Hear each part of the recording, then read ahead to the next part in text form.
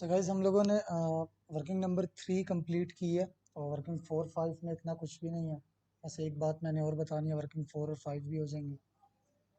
तो वर्किंग 4 और 5 पे जाने से पहले एक छोटा सा टॉपिक है, सही है।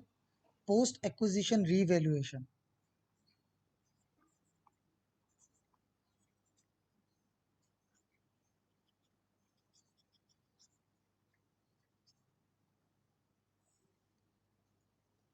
देखो,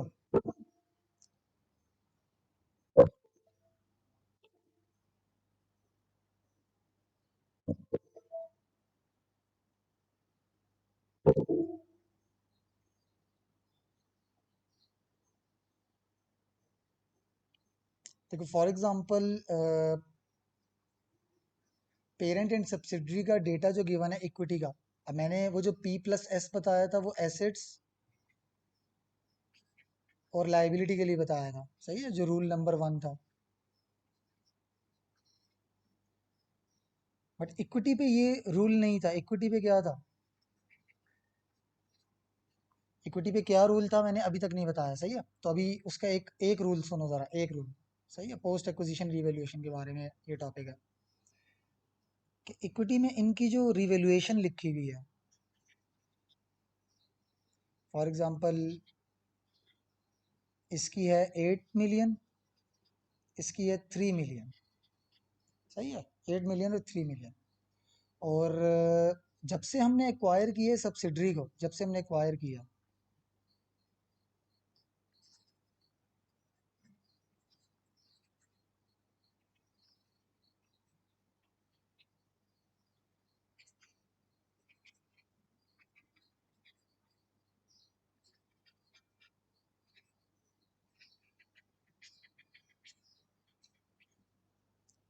तो जब से एक्वायर किया हमने सब्सिडरी को, इसका रिवैल्यूएशन इसने किया है 2000। अब जब भी सब्सिडरी को हमने एक्वायर किया था और उसके बाद जो भी सब्सिडरी कमाएगा या गेन आएगा उसमें हमारा भी हिस्सा है, सही है, उसमें हमारा भी हिस्सा है और कुछ हिस्सा एनसीआई वालों का।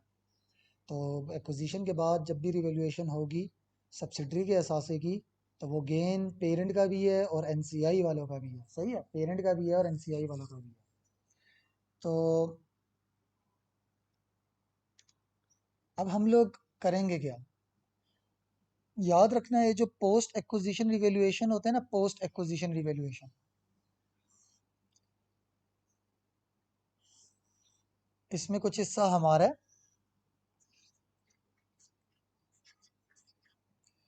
और कुछ हिस्सा एनसीआई वालों का है,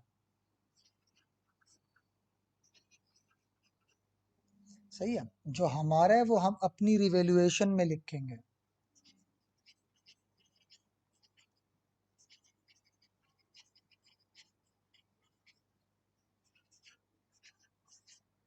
सही है कि तो 2000 में से 80% मीन्स 1600 गेन हमारा है, सही है। और 400 गेन मिलेगा एनसीआई को, जो वर्किंग 4 में चला जाएगा।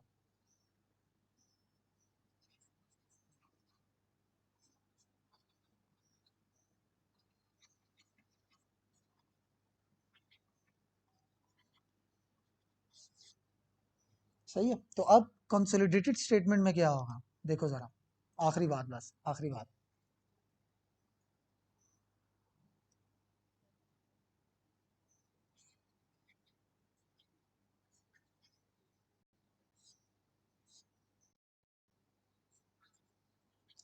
ग्रुप स्टेटमेंट में गाइस जो रिवैल्यूएशन लिखा हुआ होता है ना, जो ग्रुप स्टेटमेंट में रिवैल्यूएशन आप लोग लिखोगे वो कौन सा होगा।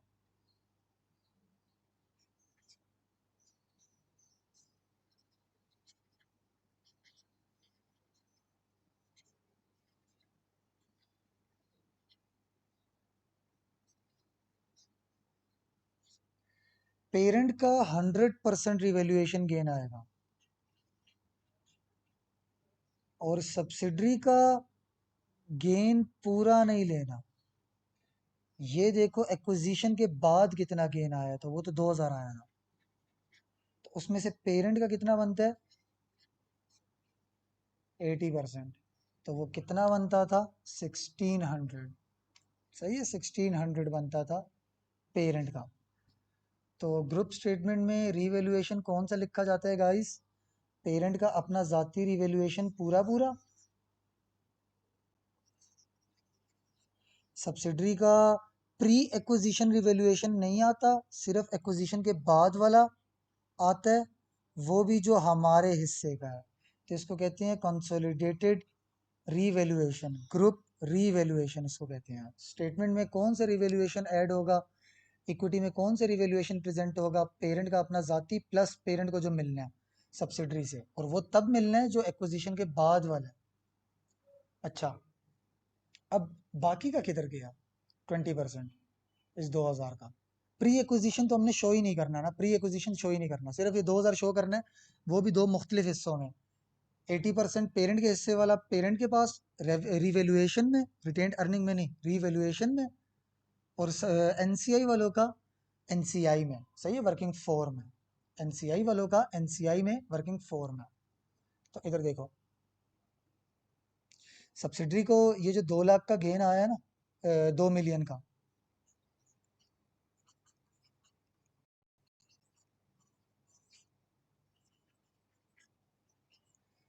उसमें से कुछ हिस्सा रिवेल्युएशन में जाएगा पेरेंट के पास,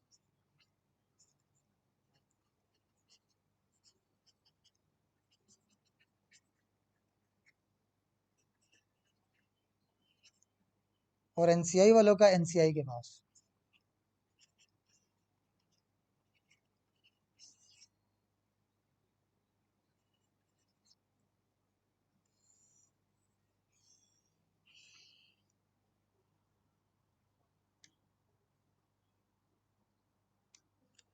If there is a post-acquisition revaluation in subsidiaries non-current asset, the full amount of gain should be added to the non-current asset.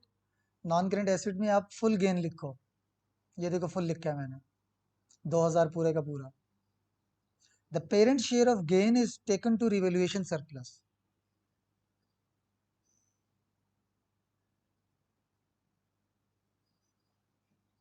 The parent share of gain is taken to revaluation surplus. और with the NCI share of gain being taken to NCI in working four. तो ये treatment आप लोगों ने याद रखनी है, यही अंग्रेजी याद रखनी है। अच्छा, मैं एक छोटी सी एग्जांपल और देता हूँ ताकि और क्लियर हो जाए।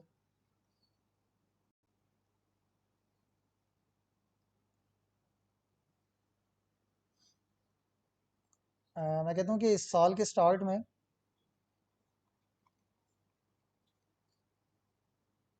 हमने सब्सिडरी को एक्वायर किया।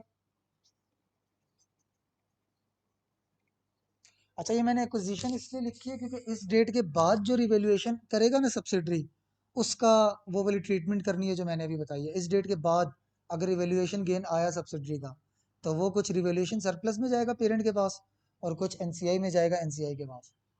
तो इस डेट पे हमने एक्वायर भी किया, और यही ईयर का स्टार्ट है।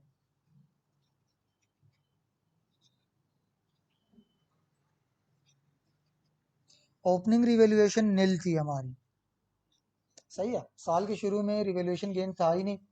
इसका मतलब है अगर रिवैल्यूएशन गेन आएगा तो साल शुरू होने के बाद ही आएगा, एक्वायर करने के बाद ही आएगा, क्योंकि जब एक्वायर कर रहे थे उस वक्त ओपनिंग भी डेट थी, इनका जो है ना रिवैल्यूएशन नील था। अब मैं कहता हूँ कि आज है,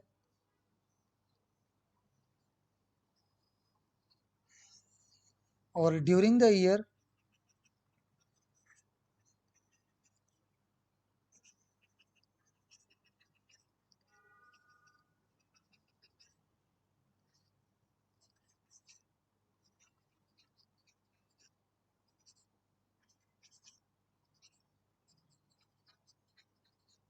देखो, साल के शुरू में कोई भी गेन नहीं था किसी का, इस साल के दौरान इन्होंने इतने इतने का गेन लिखा है,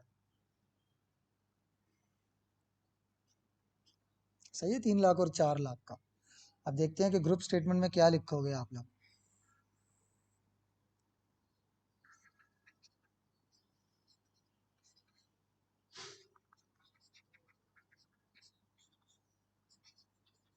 देखो रिवैल्यूएशन पहले नील था, अब पेरेंट का तो रिवैल्यूएशन लिया हुआ कितना है, 3 लाख।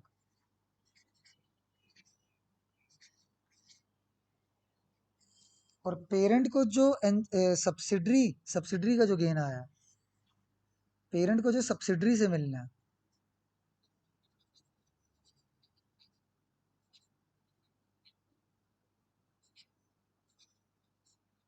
तो पोस्ट एक्विजिशन 4 लाख है, और उस पे 75% लगाओ फॉर एग्जांपल, तो ये भी आ जाएगा 3 लाख।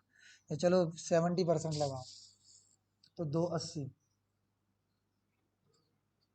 तो 4 लाख में से 280 किसको मिल गया, पेरेंट को। बाकी का 120 जो हम एनसीआई वर्किंग फोर निकालेंगे ना, उसमें 120 ऐड कर लेंगे। सही है। सब्सिडरी की जो पोस्ट एक्विजिशन रिवैल्यूएशन है ना, उसमें सब एनसीआई का हिस्सा एनसीआई वालों को चला जाएगा। ये देखो एनसीआई का फॉर्मेट मैंने बनाया है।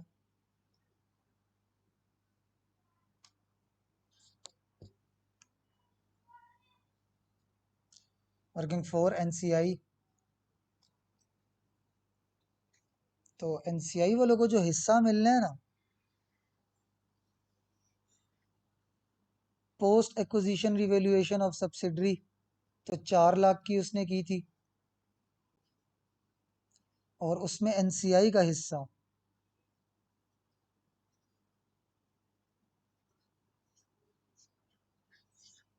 तो 120 120 रिवैल्यूएशन इसको मिल जाएगी। तो एनसीआई जब गाइस हम लोग कैलकुलेट कर लेते हैं, अभी मैं एनसीआई पे बात करता हूँ, एनसीआई जब कैलकुलेट कर लेते हैं, जब इसका एंड आंसर आ जाता है,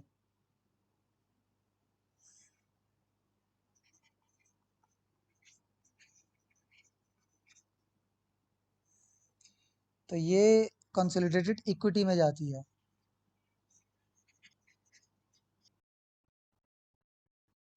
सही है। अब एनसीआई जो जाएगा एसएफपी में, तो उसमें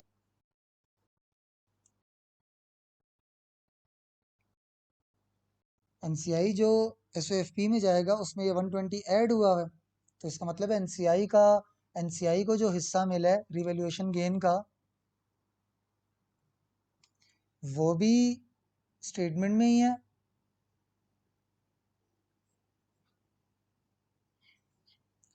और जो एनसीआई को नहीं मिला था, पेरेंट को मिला था, वो भी स्टेटमेंट में है। एनसीआई को जो है वो भी स्टेटमेंट में है, और पेरेंट को जो मिला है वो भी स्टेटमेंट में ही है। सही है। तो ये थी पोस्ट एक्विजिशन रीवैल्यूएशन। जब भी सब्सिडरी की पोस्ट एक्विजिशन रीवैल्यूएशन होगी, तो कुछ हिस्सा पेरेंट को मिलेगा, वो जीआरई में ना ले जाना, रिवैल्यूएशन सरप्लस में लेके जाना, और बाकी एनसीआई वालों को मिलेगा, वो वर्किंग फोर में लेके जाना। गाइस ये post acquisition revaluation of subsidiary के एक्वायर करने के बाद उसमें रिवैल्यूएशन गेन आया, तो इसकी क्या ट्रीटमेंट है देखो। ये क्वेश्चन आया है, प्लास्टिक के नाम से क्वेश्चन था, थोड़ा पुराना क्वेश्चन है, बट ये रिवैल्यूएशन पोस्ट एक्विजिशन जो है, इस पे एग्जामिनर ने बुक में भी बताया है कि ये टेस्ट हो सकता है, और हुआ अभी अभी पिछले दिनों। मैं स्पेशल क्वेश्चन दिखाऊंगा इसका, तो ये देखो ज़रा। The policy of plastic group is to revalue all properties. अच्छा, अब जब पेरेंट कह रहे हैं कि रिवैल्यू करेंगे, तो इसका मतलब है सब्सिडरी की पॉलिसीज़ भी हमें यूनिफॉर्म बनाने पड़ेंगी।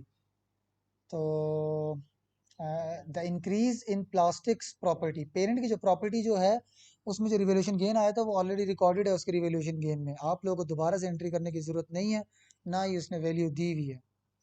How ever a further increase of 6 lakh in value of subtracts, ये सब्सिडरी है असल में, सब्ट्रैक्ट तो सब्सिडरी का देखो ईयर एंड पे ही, मतलब कि लाइक एक्वायर करने के बाद ही गेन आ रहा है, और हैज़ नॉट बीन रिकॉर्डेड, तो हम लोग रिकॉर्ड करेंगे। तो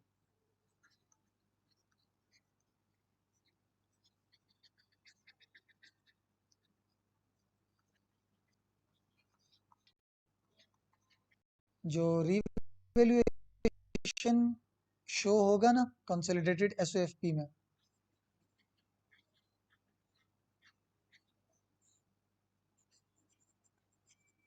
वो कौन सा शो होता है, इस क्वेश्चन में जो पेरेंट का दिया हुआ है ना, वो पूरा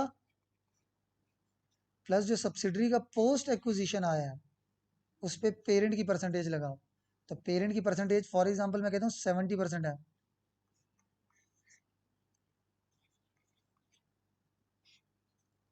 सही है, 420 इसका हो जाएगा, तो बाकी 180।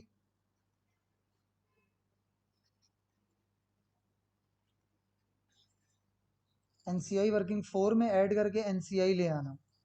सही है, जो एनसीआई के हिस्से का है ना 30%, वो एनसीआई वालों को दे देना। तो ये एनसीआई में एक फिगर होता है,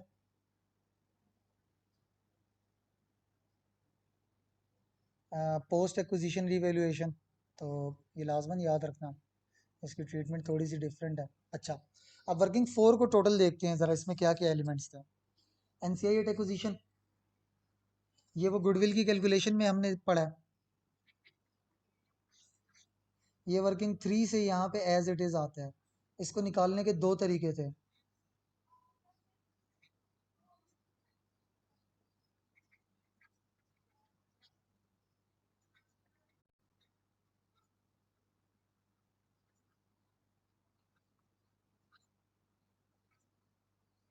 फेयर वैल्यू मेथड में क्या था?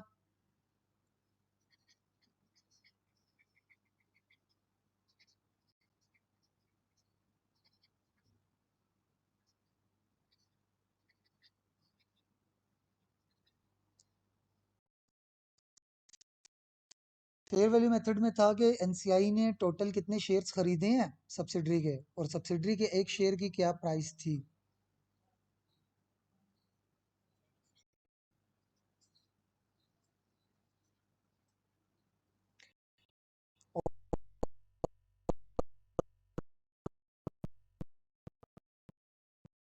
Proportion of net acid method में सब्सिडरी के नेट एसिड देखो, वर्किंग 2 का पहला कॉलम, उस पे लगाओ एनसीआई की परसेंटेज, तो एनसीआई एट एक्विजिशन आ जाएगा। सही, तो ये दो मेथड्स हैं, और कौन सा मेथड यूज होगा एग्जामिनर बताएगा आपको।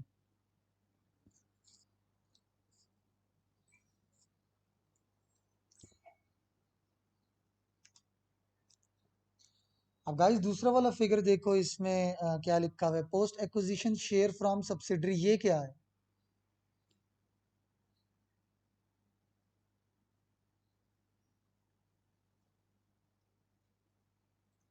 तो post acquisition share from subsidiary, वो जो वर्किंग 2 हमने बनाई थी, और उसके वो जो दो कॉलम बनाए थे और उनमें डिफरेंस जो हमने निकाला था, वो डिफरेंस हमने किस लिए निकाला था? चलो पहला कॉलम जो बनाया था वो तो गुडविल में काम आ गया, बट ये दोनों कॉलम क्यों बनाए थे और दोनों कॉलम का डिफरेंस क्यों लिया था? तो पोस्ट एक्विजिशन निकालने के लिए, क्योंकि एक्विजिशन के बाद जितना भी नेट एसेट्स में इंक्रीज या डिक्रीज आया है सब्सिडरी का, जो वर्किंग 2 के दोनों कॉलम्स का डिफरेंस हमें बताएगा कि कितना इंक्रीज या डिक्रीज आया है। वो इंक्रीज या डिक्रीज हमारी मलकियत के बाद आया है ना, तो वो इंक्रीज या डिक्रीज जो है उसमें देखो, वर्किंग 2 के वो जो दोनों कॉलम्स है ना,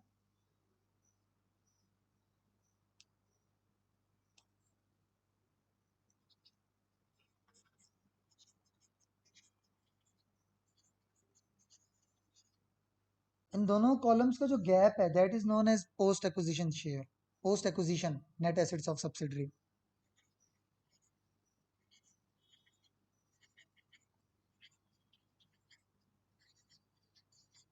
ये हमने क्यों निकाला था, इसका बंटवारा करेंगे, क्योंकि सब्सिडरी ने जो भी कमाया एक्विजिशन के बाद, उसमें से 80% या पेरेंट की परसेंटेज वाला पेरेंट का,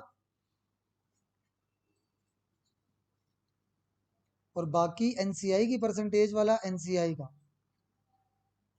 पेरेंट की परसेंटेज वाला पेरेंट का, एनसीआई की परसेंटेज वाला एनसीआई का। तो एनसीआई की परसेंटेज वाला जो है वो इधर लाओगे।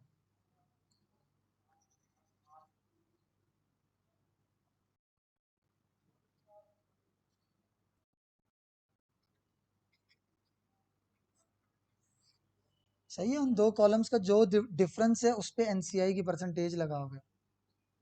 तीसरा वाला फिगर मैंने बता दिया है। चौथा है इम्पेयरमेंट ऑफ गुडविल। देखो हमने गुडविल की जो इम्पेयरमेंट की है उसमें हमने क्या किया था, देखो दो गुडविल मेथड थे ना।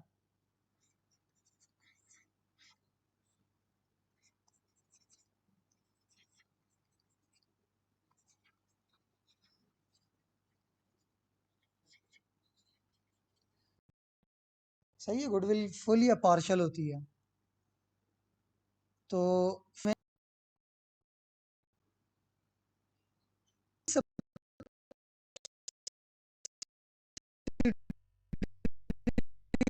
की हमने गुडविल निकालनी होती है, तो उसमें इम्पेयरमेंट भी कंप्लीट होती है।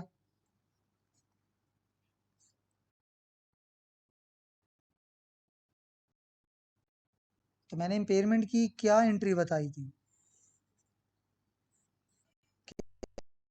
एसेट कम कर रहे हैं और डेबिट पी एंड एल। तो पी एंड एल तो है नहीं, बट यहाँ पे मालिकान दो हैं, उन वो दोनों जिम्मेदार हैं अपनी परसेंटेज के हिसाब से। तो एनसीआई भी जिम्मेदार होता है इस मेथड में।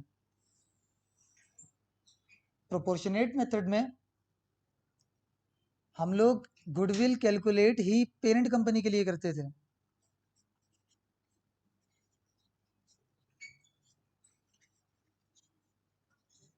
और इम्पेयरमेंट भी सिर्फ पेरेंट के लिए ही करते थे। तो ना गुडविल सब एनसीआई की आई, तो इम्पेयरमेंट भी फिर उनकी नहीं थी इस वाले मेथड में। यहाँ पे हमने क्या एंट्री की है गुडविल की, इम्पेयरमेंट की। हाँ, जो इम्पेयरमेंट हो रही है वो पूरे के पूरा पेरेंट को जाएगा, क्यों? क्योंकि गुडविल निकाली ही उसके लिए है, इम्पेयरमेंट भी उसी की हुई है, तो एनसीआई है ही नहीं कहीं पे गुडविल की कैलकुलेशन में। तो इसीलिए एनसीआई में इम्पेयरमेंट लॉस इस दूसरे वाले मेथड में नहीं जाएगा, बट इस फुल वाले मेथड में इम्पेयरमेंट लॉस जाएगा। तो अब एनसीआई में जो इम्पेयरमेंट लॉस आना है, देखो ये कौन सा वाला आना है, अगर क्वेश्चन में फुल गुडविल मेथड है।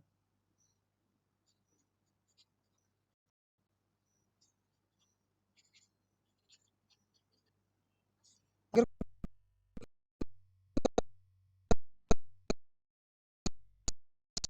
क्वेश्चन में है फुल गुडविल या फेयर वैल्यू गुडविल, तो फिर हम लोग गुडविल पूरी पूरी निकालते हैं, तो एनसीआई वालों के लिए भी गुडविल निकालते हैं, तो इम्पेयरमेंट भी पूरी करते हैं, तो उनके हिस्से में फिर इम्पेयरमेंट आती है। जिस तरह मैंने बताया था कि 1 मिलियन टोटल इम्पेयरमेंट हुई है एनसीआई का,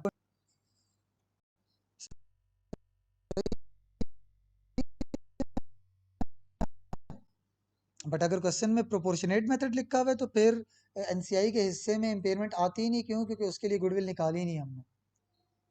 तो सिर्फ फुल गुडविल मेथड में पूरी गुडविल निकलती है, तो एनसीआई के लिए भी गुडविल निकलती है और इम्पेयरमेंट भी उनके हिस्से की होती है। तो जो उनके हिस्से की इम्पेयरमेंट होती है वो यहाँ पे इस फार्मूले में लेके आओगे, तो जो भी एनसीआई आएगा ये कंसोलिडेट ही आएगा, ये कंसोलिडेट इक्विटी में जाएगा।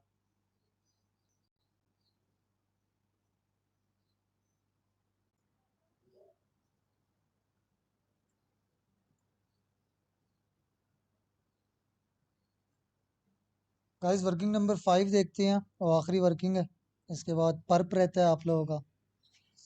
तो पर्प कर लेंगे इसके बाद, तो बस एसएफ की ख़त्म हो जाएगी, फिर प्रैक्टिस है, क्वेश्चन हैं इसके। तो working number 5 group retained earning, GRE के नाम से हम लोग जानते हैं।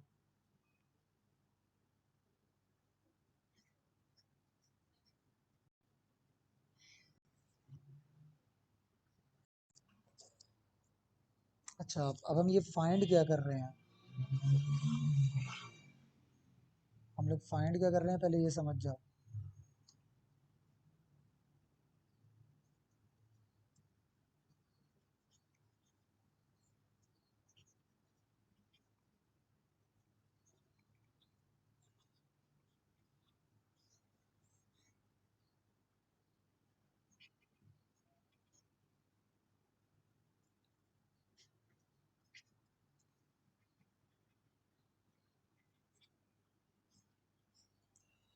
गाइस आप लोगों को एसओएफपी में जो रिटेन्ड अर्निंग्स दी हुई होती हैं पेरेंट एंड सब्सिडरी की,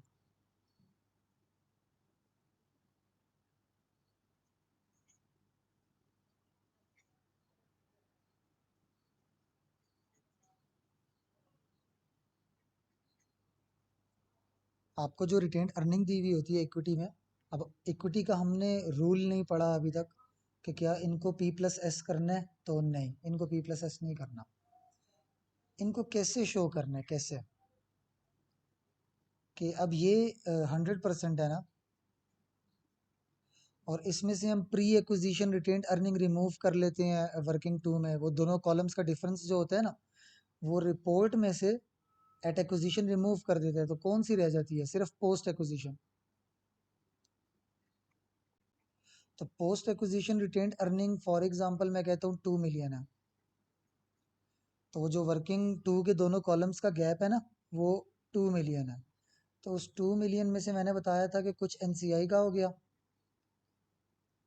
और जो पोस्ट एक्विजिशन आता है वर्किंग टू में से, और कुछ पेरेंट का हो गया। मीन्स कि प्री एक्विजिशन हम देखते ही नहीं है, सिर्फ पोस्ट एक्विजिशन लेते हैं हम लोग। अच्छा, अब आगे क्या होता है? ये चला जाता है एनसीआई में, ये आ जाता है जीआरई में। तो ये देखो जरा, दो रिटेन्ड अर्निंग्स है, टोटल 100% है। ये तो पेरेंट का है ना, तो ये तो जीआरई में चला जाएगा। ये तो पेरेंट का, पेरेंट का जो रिटेन्ड अर्निंग है ना, उसके साथ एनसीआई का कोई वास्ता है ना सब्सिडरी का, वो पेरेंट का ही है। पेरेंट कंपनी की रिटेन्ड अर्निंग सारी की सारी पेरेंट की है, और पेरेंट को और क्या मिलना है? पोस्ट एक्विजिशन शेयर, वो 2 मिलियन जो दोनों कॉलम्स का गैप आया है,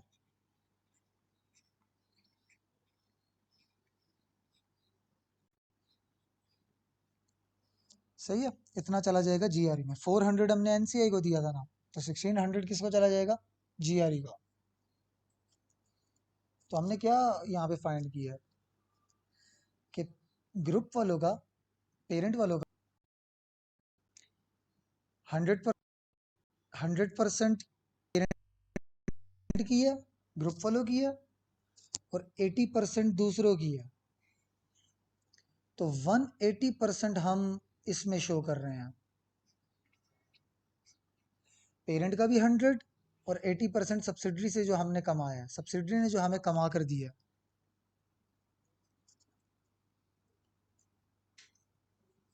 तो देखो 200 में से तो इधर आ गया, किस तरह? एक पेरेंट का जाती भी, और उसी से भी 80 भी, 80 एक तरफ, तो 20 हमने एनसीआई को दे दिया था। सही है, 20 हमने एनसीआई को दे दिया था। तो क्या हम लोग retained earnings as it is plus करके रिटेन्ड अर्निंग प्रेजेंट करते हैं? तो आंसर इज नो। सही, आंसर इज नो। तो हम लोग रिटेन्ड अर्निंग फिर कैसे प्रेजेंट करते हैं, जब उनको ऐड करके नहीं करना?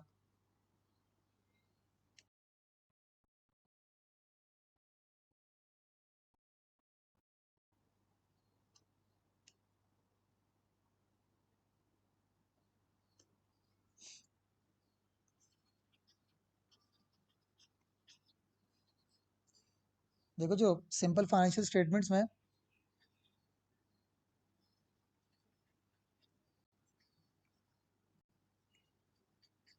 ये क्लोजिंग दी हुई थी, आपने वर्किंग टू में क्लोजिंग और एट एक्विजिशन को कंपेयर किया तो पोस्ट एक्विजिशन आया। क्या आप इनको इस तरह से प्रेजेंट करोगे? तो आंसर इज नो। आप कैसे करोगे?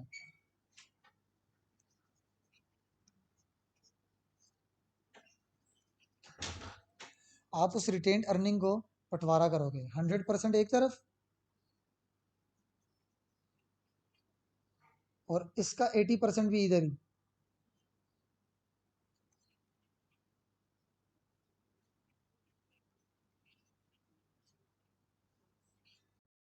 तो 180% हो गया, और बाकी जो इसमें से 20 रह गया,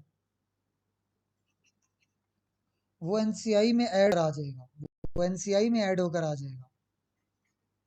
बात समझ आई नहीं आई है? तो 180% एक तरफ और 20% तरफ। देखो पेरेंट पूरा ये, सब्सिडरी 80% ये है, क्योंकि सब्सिडरी के दो मालिकान है, 80% हम, 20% कोई और, उसको हम एनसीआई कहते हैं। तो रिटेन्ड अर्निंग एसओएफपी में नहीं शो होती, रिटेन्ड अर्निंग सिर्फ हमारे पेरेंट के मालिकान की शो होती है। जिसको ग्रुप रिटेन अर्निंग कहते हैं। तो जब असासे और लाइबिलिटी 100% दिखाया है तो सब्सिडरी को भी 100% दिखाना पड़ेगा। तो इसीलिए वो जो 20% हमारे मालिकों का नहीं है वो हम अलहदा से एनसीआई की वर्किंग में शो कर देते हैं। बात समझ आई नहीं आई? तो ये ग्रुप रिटेन अर्निंग के बारे में मैं बता रहा हूँ कि ग्रुप रिटेन अर्निंग में हम लोग क्या शो करते हैं। 180%, 170%, सही है। ग्रुप ग्रुप का 170%, उसमें पेरेंट पूरे का पूरा होता है और सब्सिडरी वो उतनी होती है जितना पेरेंट का हिस्सा है, सही है।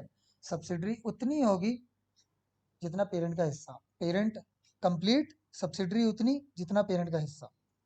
इसको कहते हैं post acquisition share from subsidiary. Parent retained earning 100% और post acquisition share, share means कि हमारा हिस्सा। अच्छा, आगे चलते हैं, ये भी क्वेश्चन में करवाने लगा। नेक्स्ट था इम्पेयरमेंट। हमने जब इम्पेयरमेंट पढ़ रहे थे तो हमने कहा था कि अगर फुल मेथड हो तो पेरेंट और एनसीआई दोनों को इम्पेयरमेंट दो, क्योंकि गुडविल पूरी निकाली थी, इम्पेयरमेंट भी पूरी की थी। तो फुल मेथड में पेरेंट को कुछ ना कुछ इम्पेयरमेंट का हिस्सा जाता था, और पार्शियल में सिर्फ पेरेंट के लिए गुडविल निकाली थी, इम्पेयरमेंट भी सिर्फ पेरेंट के हिस्से की होती थी। तो तब भी पेरेंट को इम्पेयरमेंट का हिस्सा मिलता था। इम्पेयरमेंट ऑफ गुडविल, पेरेंट के हिस्से की पेरेंट को दे दो, यहां से माइनस कर दो, जोन सा मर्जी मेथड यूज हो रहा हो।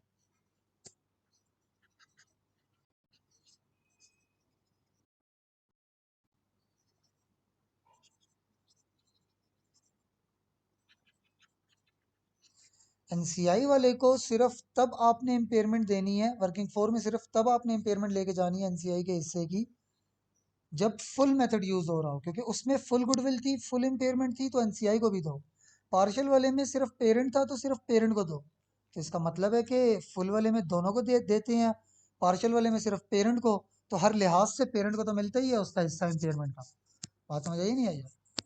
इसी तरह एफ की कोई इन्वेस्टमेंट पेरेंट ने की हुई हो, तो एफ की इन्वेस्टमेंट में गेन या लॉस P&L में जाता है, तो पेरेंट की P&L तो इधर है नहीं, तो पेरेंट की रिटेन अर्निंग तो है ना इधर क्लोजिंग, उसी में एडजस्ट कर दो। सही है, ये क्वेश्चन में आया था, और क्वेश्चन है मुझे याद नहीं है, शायद पहले स्टार में है, तो प्रैक्टिस में आ जाएगा दोबारा से। तो पेरेंट का जो भी, सही है, any F investment of parent, सही है, तो वो एफ लेके आना।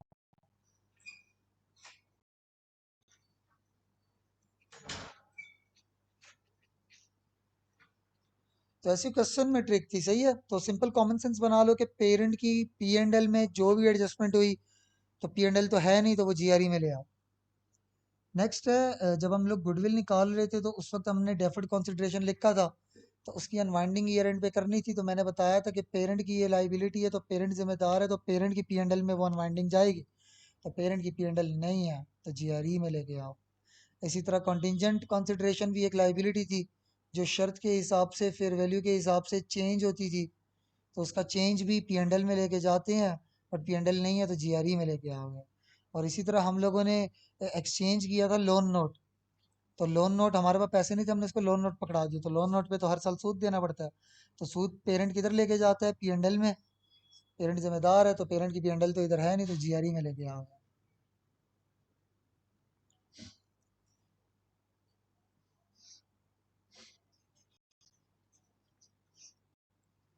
तो मैं दोबारा बता दूं,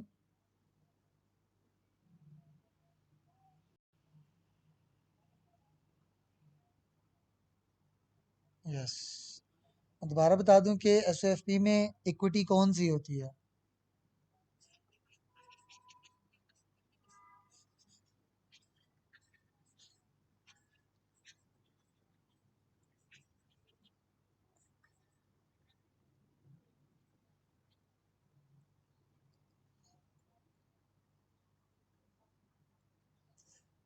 हम लोगों ने अभी तक देखा है कि रिवैल्यूएशन कंसोलिडेशन में कौन सी होती है।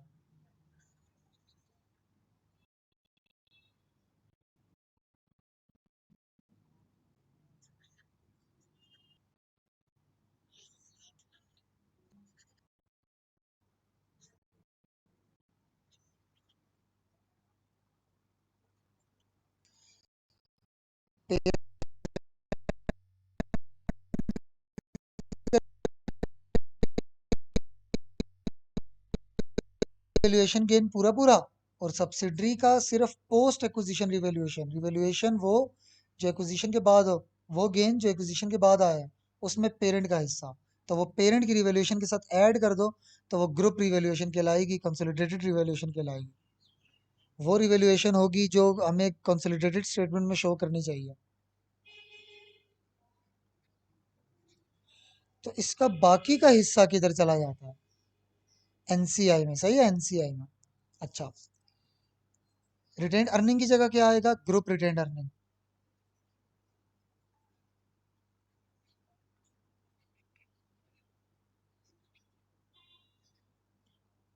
जो अभी वर्किंग 5 की है, तो सब्सिडरी का 80% तो प्रॉफिट यहाँ पे है। जिस तरह सब्सिडरी का 80% रिवैल्यूएशन गेन यहाँ पे है, इस तरह प्रॉफिट भी 80% यहाँ पे है। तो सब्सिडरी का बाकी हिस्सा,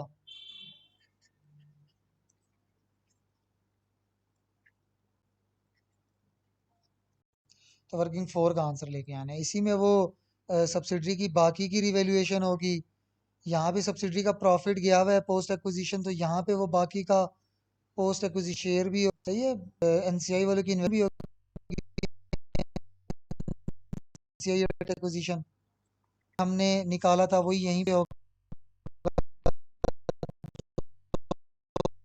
मेथड से निकलता था, फेयर वैल्यू एनसीआई या proportion of net assets NCI. तो क्या है कंसोलिडेटेड इक्विटी में? रिवैल्यूएशन, रिटेन्ड अर्निंग्स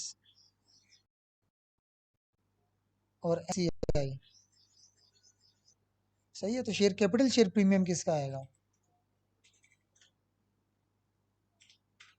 सिर्फ पेरेंट के मालिकान का।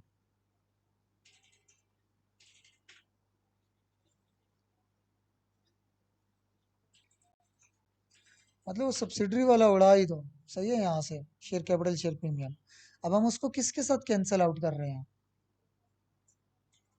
ये हमने इक्विटी के बारे में बात की है ना, तो नॉन करंट एसेट्स।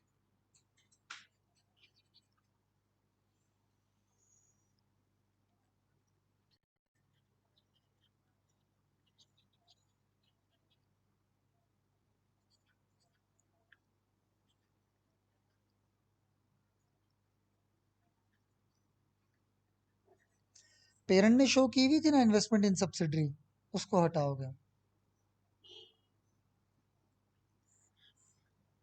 उसको कैंसिल आउट करोगे किसके साथ? सब्सिडरी के वो जो शेयर्स है, मैंने कहा यहाँ से कैंसिल आउट कर दो।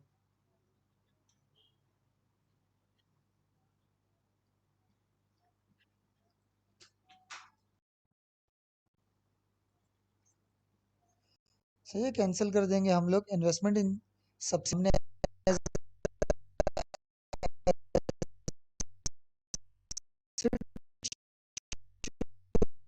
की हुई है पेरेंट ने, उसको रिमूव कर देंगे सब्सिडरी ने जो हमें शेयर्स इशू किए हुए हैं उसके साथ। सही है, मतलब सब्सिडरी का शेयर कैपिटल शेयर प्रीमियम हम पूरा डिलीट कर देंगे। और याद रखना यहाँ पे इन्वेस्टमेंट इन सब्सिडरी हटाने के बाद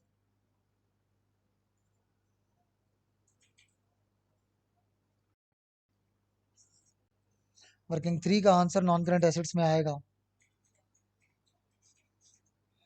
और वर्किंग 4 5 का इक्विटी में आएगा।